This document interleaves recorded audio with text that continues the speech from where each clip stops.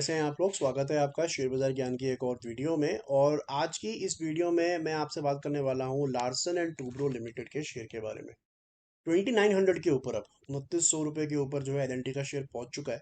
बहुत ही बेहतरीन रैली जो है एटलीस्ट लास्ट दो सेशन में भी देखने को हमारे को मिली है। इस हफ्ते अगर आप देखोगे ऑल टुगेदर तो एलएनटी का शेयर जो है वो 7-8% बढ़ गया है। बहुत रेयर होता है ऐसे कि 7-8% बढ़ जाए एलएनटी का शेयर, क्योंकि बहुत बड़ी कंपनी है।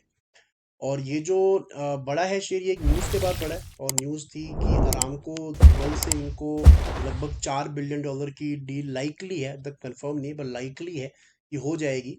और उसके बाद ही जो है शेयर के अंदर एक पॉजिटिव रुझान देखने को मिला है।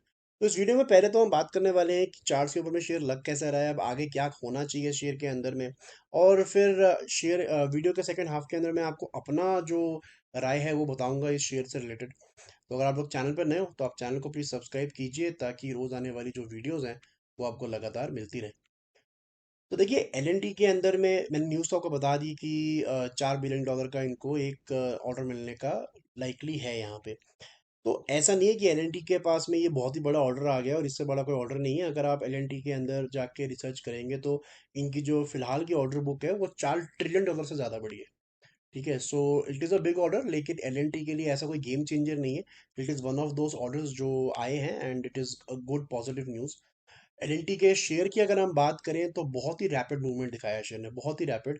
अगर आप सिंपल एक चीज़ देखेंगे फॉर द लास्ट 7-8 ईयर्स और 10 ईयर्स, तो जो इसकी जर्नी थी फ्रॉम द लेवल्स ऑफ 1000 रुपये, जब इसने क्रॉस किया है पहली बारी substantially, that is around around around 2014 के करीब इसने 1000 रुपये जो है पहली बारी क्रॉस किया है।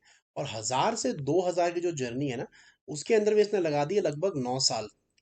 2014 से अगर आप देखोगे 2023 तक, अभी इसी साल जो है इसने 2000 कम्प्लीटली निकाला है। और ये जो जर्नी थी from 1000 to 2000, it has taken it 9 years, 9 साल।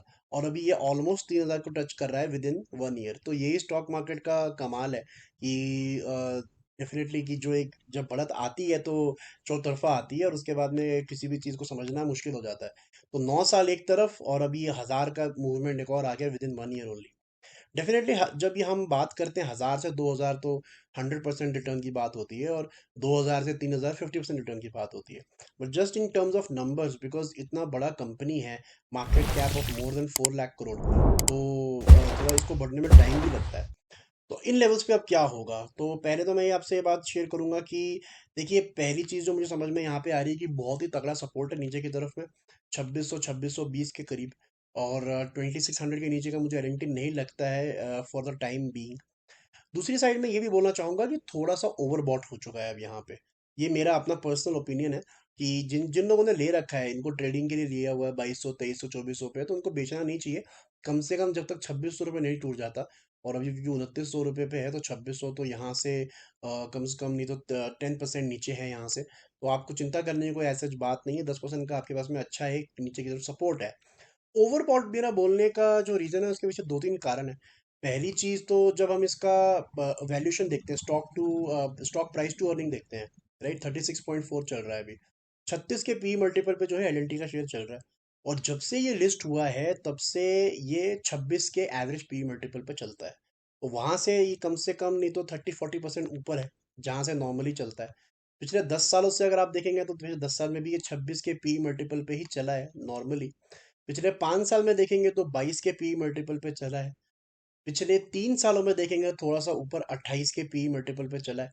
और पिछले 1 साल के अंदर अगर हम देखेंगे तो ये 30 के पी मल्टीपल पे चला है। तो हर एक टाइम फ्रेम के ऊपर में ये महंगा है 36.4। तो पहली चीज जो करनी है यहाँ पे वो ये कि खरीदना नहीं है, नया आपको एडिशन नहीं करना।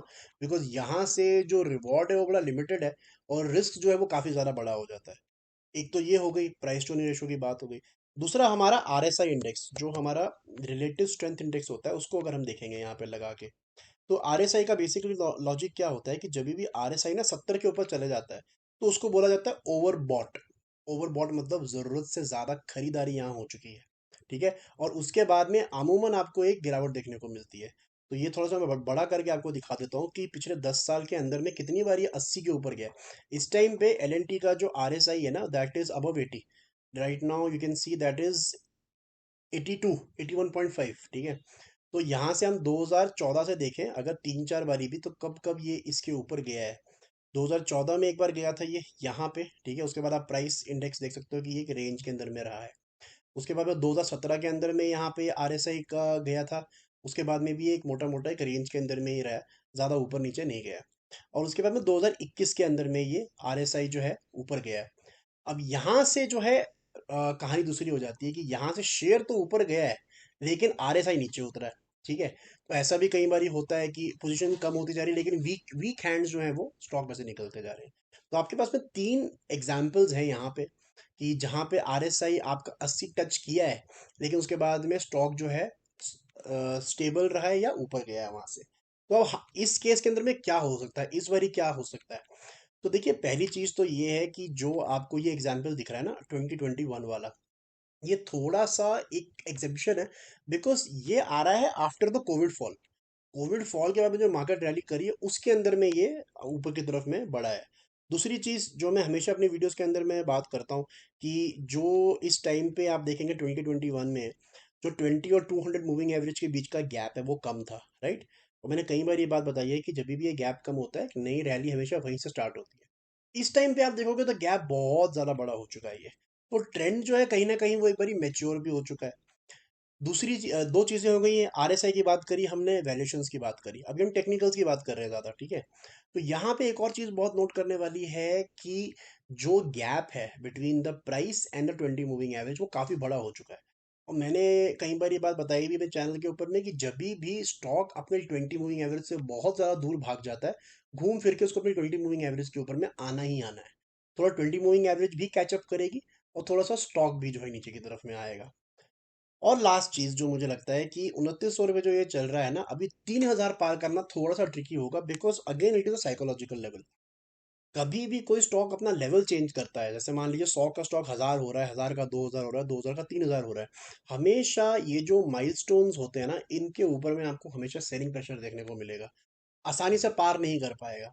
सो इन शॉर्ट मेरा बोलने का मतलब यही है कि अगर आपने इसको ट्रेड करना है तो you have to get a good stop loss in place.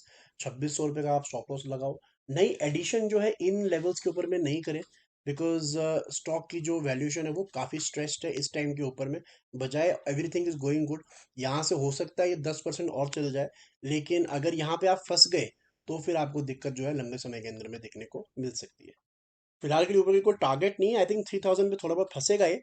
And if it crosses 3000 तो फिर आपको शायद 7-8% और ये भाग जाएगा वहां से। बट लगता नहीं, चांसेस थोड़े कम है, because it is stressed a bit too wide for my reckoning. तो दोस्तों ये था मेरा आज का वीडियो एनएलएनटी। आई होप आपको लॉजिक और लेवल्स जो है वो क्लियर आउट हो गए। कोई सवाल है आपका तो आप कमेंट सेक्शन में डाल सकते हैं। मैं मिलूंगा आपसे अपनी अगली वीडियो में, तब तक आप अपना ख्याल रखें and all the best guys.